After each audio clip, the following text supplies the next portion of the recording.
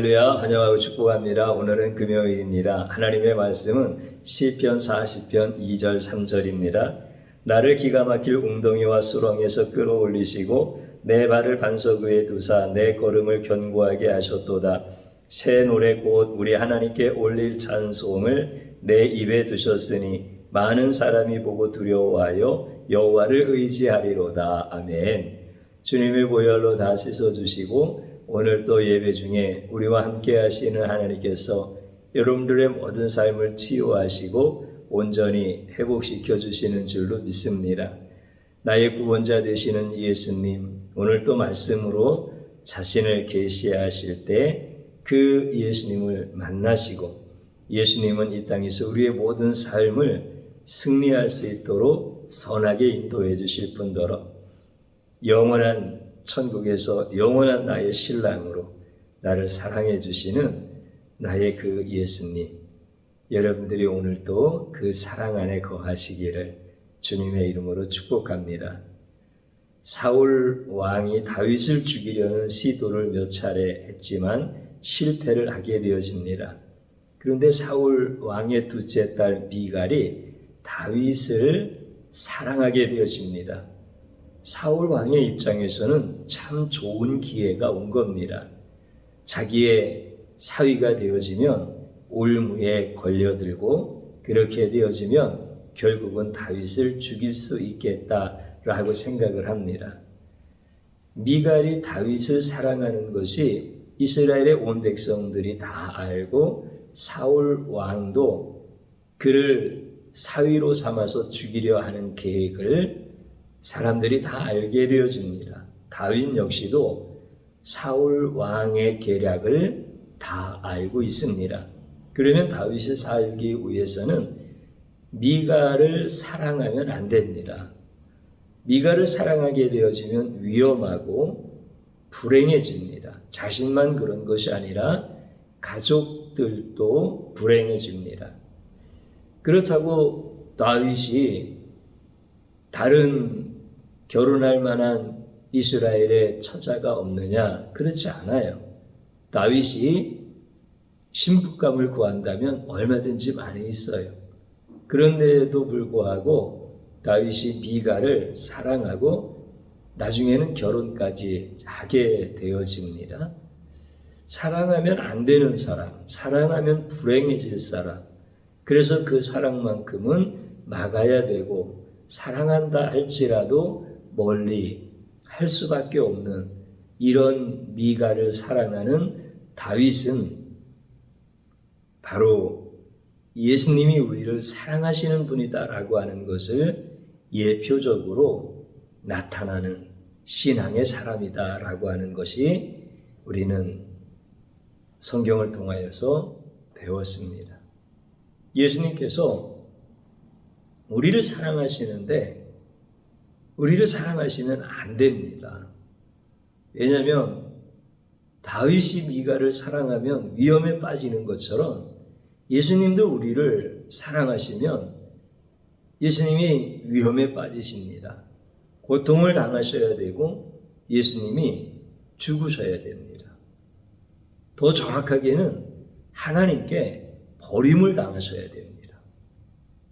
하나님께 버림당한다라고 하는 것은 예수님에게는 가장 큰 고통이고 감당할 수 없는 것들입니다. 그래서 십자가상에서 예수님이 아버지여 어찌하여 나를 버리시나이까 이렇게 절규하시는 장면이 나옵니다. 우리를 사랑하시면 곧 하나님께 버림받고 고통당하시고 죽으셔야 되는 것이 예수님이 우리를 사랑하시는 거예요.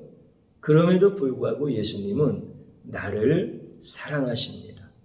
제가 젊은 시절에 사랑은 give and take야 이런 얘기가 참 유행했었습니다. 사랑이라고 하는 것은 주고받는 거라는 거죠. 그래서 연인 사이에도 사랑이 주고받아야 되는 것이다. 친구 사이에도 give and take가 돼야 된다. 스승과 제자 사이에도 마찬가지고 부모와 자녀도 마찬가지다. 물론 어린 아이 시절에는 부모의 사랑을 받기만 하죠. 그러나 나중에는 또 자녀가 부모를 사랑하는 모습들이 있잖아요. 부모와 자녀 사이도 당연히 사랑은 기브 앤드 테이크야. 형제 자매 사이도 마찬가지고요. 이렇게 사랑이라고 하는 것은 조건적이다. 일방적일 수가 없다. 이런 얘기들을 참 많이 했고 또 들을 때마다 타당하게 여겨졌고 그 이야기를 들으면 이해가 되어졌고 또 그 이야기를 말할 때 그거는 옳은 얘기야 이렇게 생각하고 말을 했던 것이죠. 그래서 사랑이라고 하는 것은 이러한 조건적인 것이다라고 하는 것이 나쁜 의미가 아니라 관계에 있어서 건강한 관계다. 이것이 바로 사랑을 주기도 하고 사랑을 받기도 하는 거다. 이렇게 다들 이해하고 있는 것이죠. 성경에도 이런 건강한 관계에 대한 말씀을 참 많이 해주십니다. 빌레몬서에 보면은 이제 그런 말씀이 있습니다. 그가 만일 내게 불의를 하였거나 내게 빚진 것이 있으면 그것을 내 앞으로 계산하라. 빌레몬서 1장 말씀인데요. 이게 무슨 말씀이냐면은 그가 만일 내게 불의를 하였거나 내게 빚진 것이 있으면 이제 그가 누구냐면 오네시모예요. 바울이 감옥에 있는데 범죄하여 그 감옥에 같이 수감되어졌던 종이었습니다. 그때는 이제 노예라고 하지요. 근데 이 오네시모라고 하는 사람을 알아보니까 바울이 잘 알고 있는 빌레몬이라고 하는 사람의 집에서 노예로 있었던 자예요. 그런데 주인에게 손해를 끼치고 도망 나와. 그랬다가 이제 감옥에 붙잡혀 있는 거예요.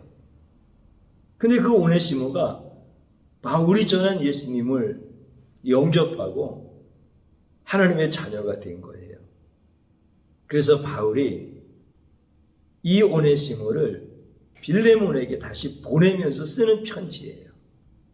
그가 만일 너에게 불의를 행하였거나 네게 빚진 것이 있다면 내 앞으로 계산하라 이렇게 얘기합니다.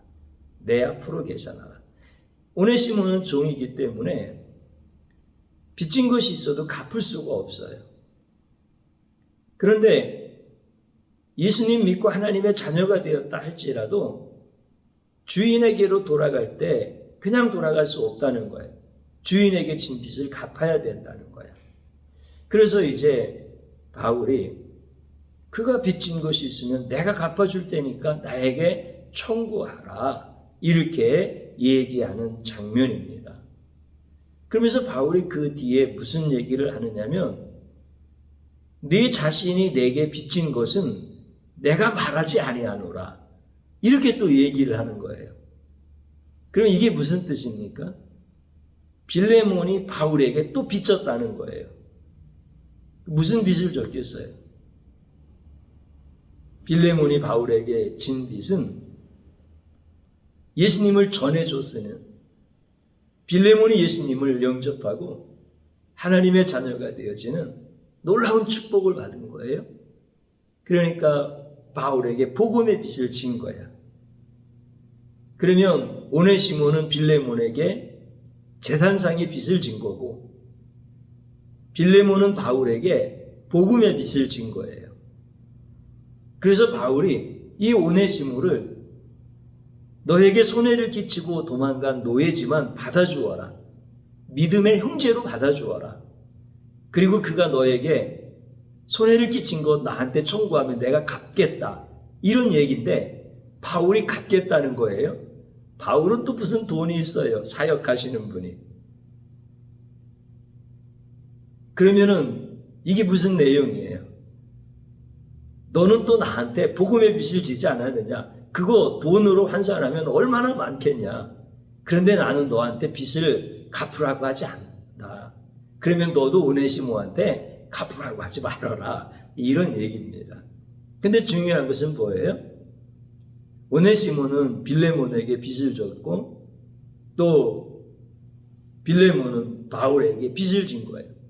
빚을 진 상태에서 건강한 관계가 되어질 수가 없는 거예요. 그래서 빌레몬이 오네시모로 생각할 때 하나님을 잘 믿는 빌레몬이지만 화가 나잖아요. 그리고 붙잡으면 그 손해난 것을 갚게 하고 싶고 또 그건 당연한 거고 이게 관계인 거예요. 그래서 바울은 얘기하는 거예요. 그런 관계가 있는 것은 청산해야 되지 않느냐. 그렇기 때문에 오네시모한테 받을 건 나한테 받아라. 나도 너한테 받겠다. 내가 너한테 받을 것은 복음의 빚이니까 그거 돈으로 한 사람은 얼마나 되겠냐. 그러니까 받지 말아라. 이런 얘기입니다. 근데 이제 중요한 요지는 그겁니다. 일방적이지 않다는 거예요. 관계가 건강하다고 하는 것은 조건이라는 거예요. 이 조건이 있을 때 관계가 건강한 관계가 되어지는 거죠. 그래서 사랑은 주고받는 거야.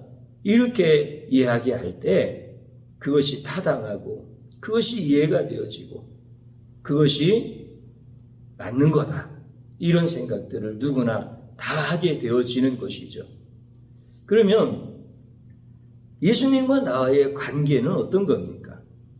사람들은 전부 예수님과 나와의 관계도 이런 조건적인 관계로 이해를 하려고 합니다. 그렇기 때문에 예수님이 나를 사랑하신 것은 사랑할 만한 이유가 있겠지.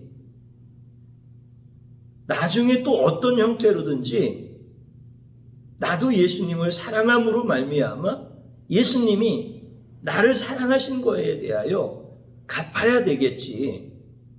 그리고 예수님은 나에게 사랑을 먼저 하시고 많이 주신 것은 사실이지만 거기에 준하는 사랑을 다시 돌려받으시겠지. 이런 생각을 우리는 아주 자연스럽게 하게 되어집니다. 이것은 모든 인간에게 다 공통적으로 보편적으로 가지고 있는 기본적인 관계에 대한 생각들입니다. 그래서 예수님에 대한 관계도 사람들은 이 생각에서 벗어나지를 못하는 거예요. 근데 정말 우리가 사랑은 이렇게 주고받는 거야? 조건적인 거야? 그것이 건강한 관계야? 이렇게 생각하는 것처럼 예수님과 나와 구원의 관계에 대한 것도 이렇게 풀어져야 되겠는가라고 하는 겁니다. 오늘 우리가 읽은 성경 본문에 있는 말씀, 나를 예수님께서 끌어올리신 거예요. 나를 건져주셨다는 거예요. 그런데 뭐라고 말씀하시느냐면 예수님이 나를 기가 막힐 웅덩이에서 끌어올리셨다는 거예요. 기가 막힐 수렁에서 끌어올리셨다는 거예요. 그러면 기가 막힐 웅덩이와 기가 막힐 수렁이라고 하는 것은 인생 가운데서 아무리 애써도 안 되어지는 이런 문제 가운데 나를 건져주셨다라고 하는 거예요. 참 우리가 살아가는 인생 가운데 이런 일들 많이 만나요. 인생 가운데 어린 자녀와 함께 사는 기간에 또 부모와 같이 살고 이런 시절에 부모님이 일찍 돌아가실 수도 있고 뭐 갑자기 사업이 망할 수도 있고 또 청년 시절에 사랑하는 사람과 연애를 하다가 헤어질 수도 있고 또 사업 중에 또 망할 수도 있고 수없이 많이 우리 인간이 살아가는 동안에 해결할 수 없는 이런 문제들 너무나 많아. 그러면 어떤 사람은 인간들의 그 문제 앞에, 사람들의 문제 앞에 어떻게 생각을 하냐면 죽으면 끝이지 뭐. 죽음이 곧 해결이라는 거야. 이런 생각들을 마지막으로 하게 되어지는 거예요. 이게 법적으로도 그래요. 어떤 사람이 많은 문제 앞에서 고민을 하다가 스스로 죽은 거야. 그러면 법은 뭐라고 합니까? 공소권 없음. 그러면서 모든 것을 다 무효로 다 돌려버리는 거지. 그러니까 우리는 인생 가운데 기가 막힐 웅덩이가 있고 기가 막힐 수렁에서 어차피 죽으면 끝이야. 이렇게 생각을 하면서 문제를 풀어가는 거예요. 그런데 오늘 우리가 읽은 성경 말씀 기가 막힐 웅덩이와 수렁에서 예수님이 나를 끌어올리시는 거예요. 그러면 이게 진짜 우리가 해결할 수 없는 인생의 문제들을 얘기하는 겁니까? 그렇지 않아요.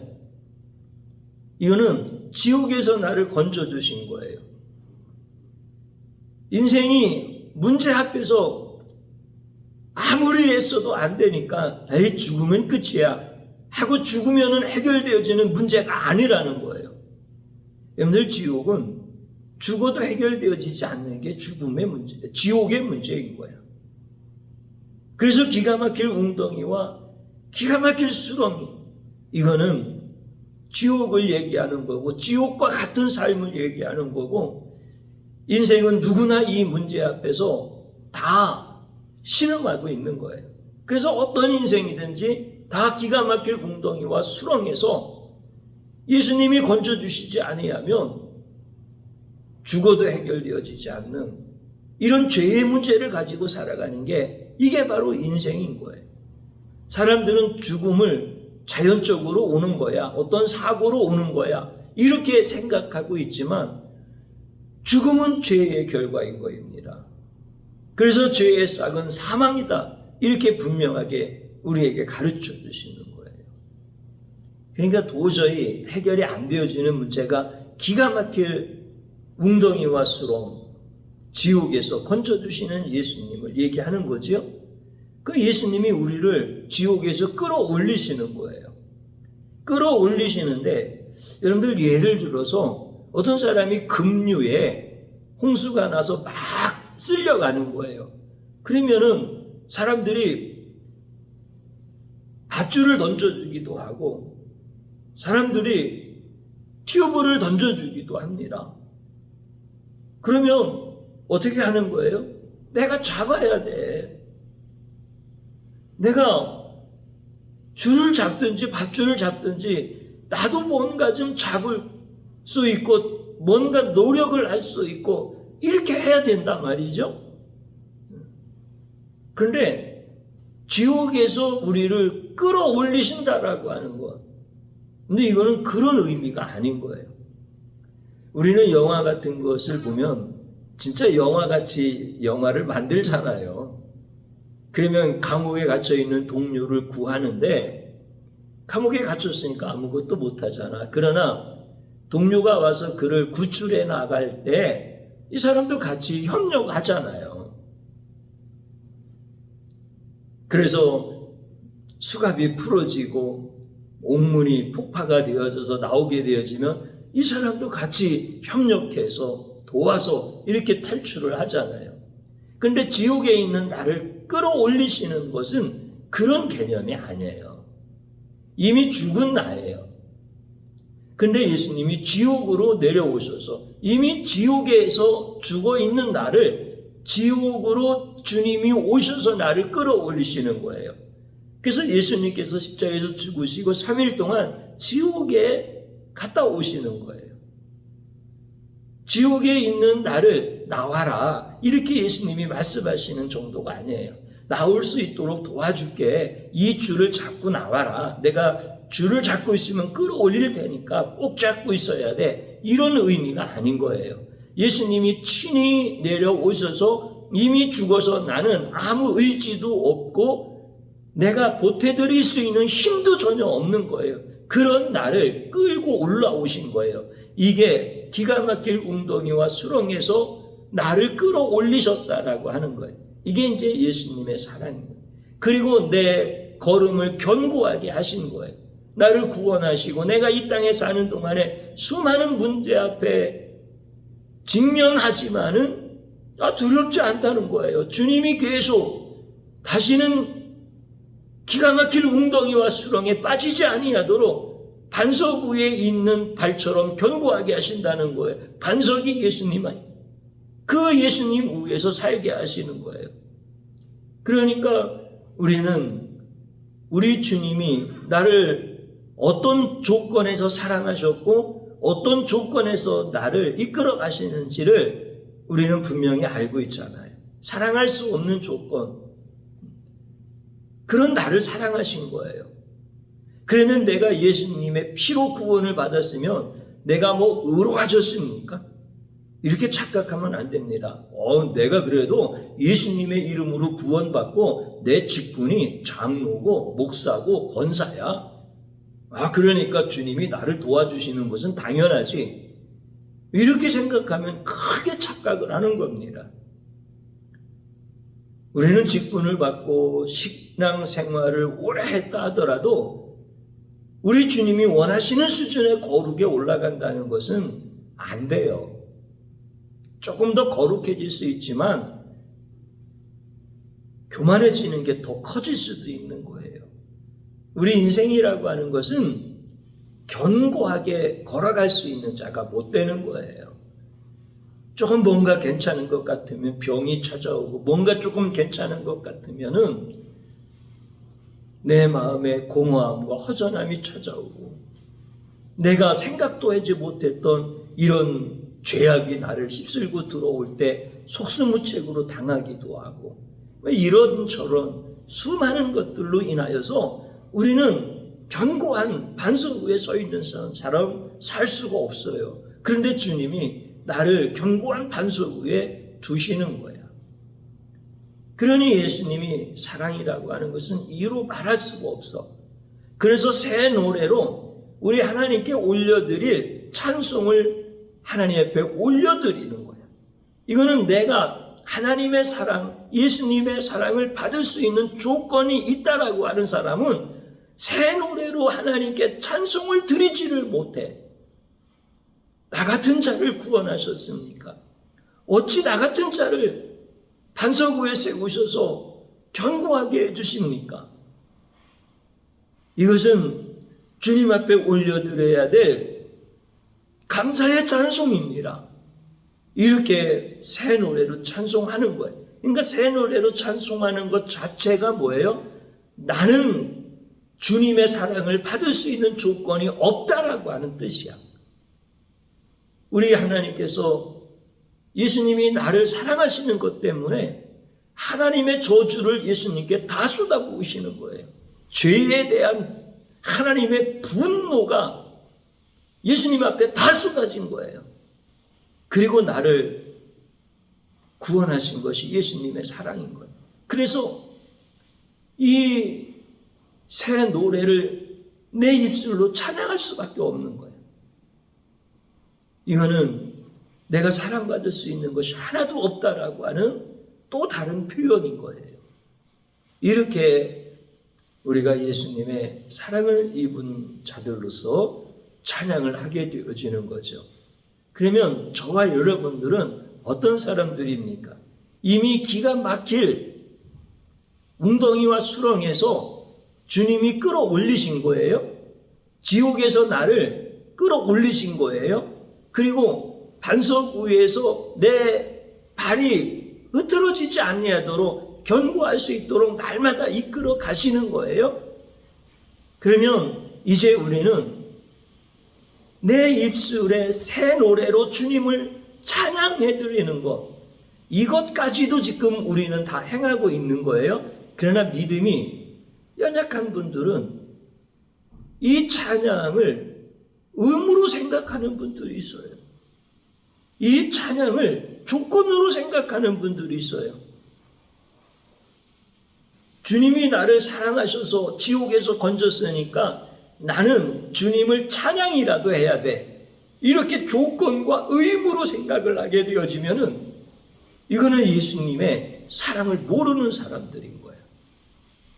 그런데 새 노래로 찬양하고 있는 분들은 이것이 조건이 아니라 사랑할 수 없는 자를 사랑하신 예수님의 그 사랑에 대한 감사다라고 하는 것을 고백하게 되어지는 거죠.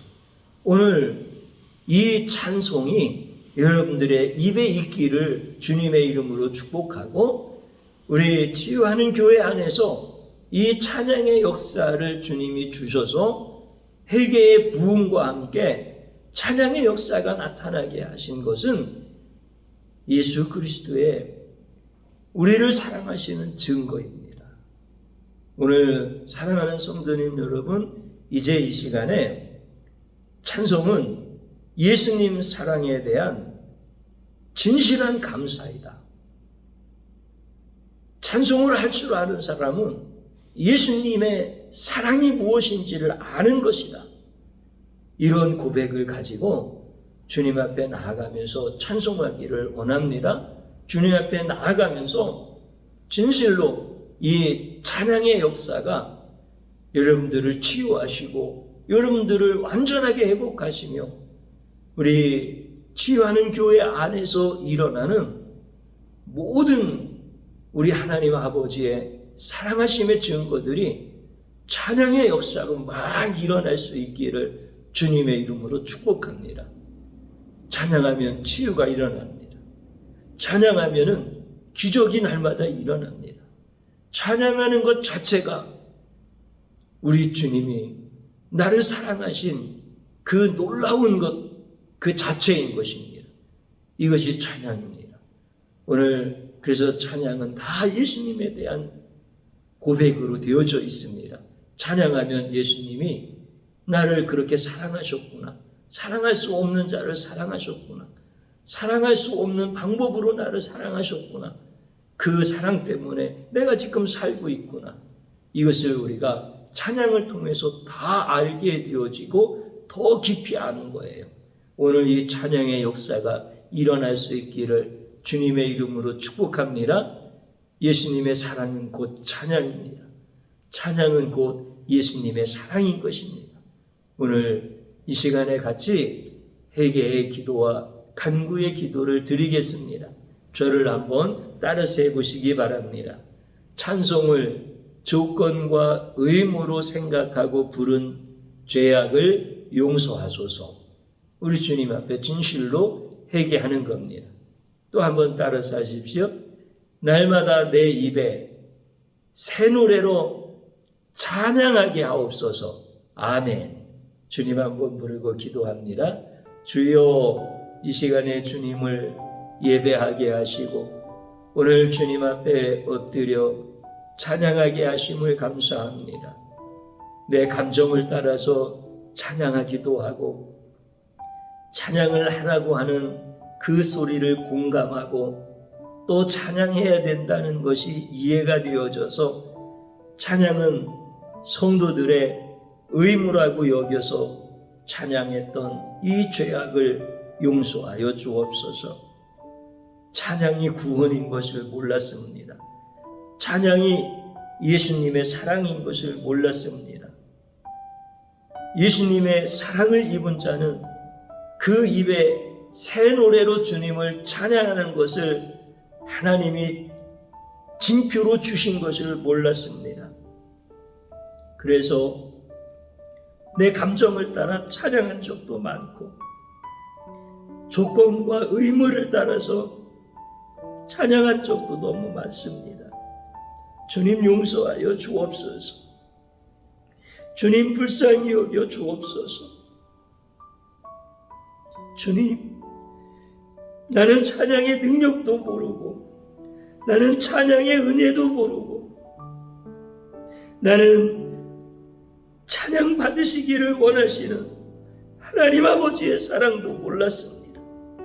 그 마음도 모르고 내가 찬양을 할 때 내 찬양은 가증한 것이 되어지고 내 찬양은 감정의 표현이 되어지는 이러한 미련하고 못난 자였습니다. 주님 용서하여 주옵소서. 이제 나를 기가 막힐 웅덩이와 수렁에서 건져주신 그 예수님의 사랑, 예수님이 구원하신 자들마다 그 입에 새 노래를 주셔서 찬양하게 하시는 것을 깨닫게 하여 주시니 감사드립니다. 우리 입에 새 노래를 주셔서 찬양하게 하실 때 듣는 자들이 두려워 떤다라고 말씀하셨습니다. 주님, 이러한 놀라운 회개의 부흥과 찬양의 역사가 사랑하는 성도들과 가정과 교회 안에서 날마다 일어나게 하여 주옵소서. 우리 입에 두신 새 노래로 우리 예수님을 찬양하는 예수님의 사랑받은 자들 다 되게 하여 주옵소서. 그 찬양 속에 권능이 있고 권세가 있고 치유와 회복이 있는 줄로 믿습니다. 우리 사랑하는 성도들 찬양의 사람들 되게 하시려고, 하나님을 찬양하는 자들로 삼으시려고 우리를 견고한 반석 위에 서게 하시고 실족지 않게 하시고 이끌어 가시니 감사드립니다. 오직 주님만을 찬양하는 사랑하는 성도들 되어지게 하여 주옵소서. 예수님의 이름으로 기도드립니다. 아멘.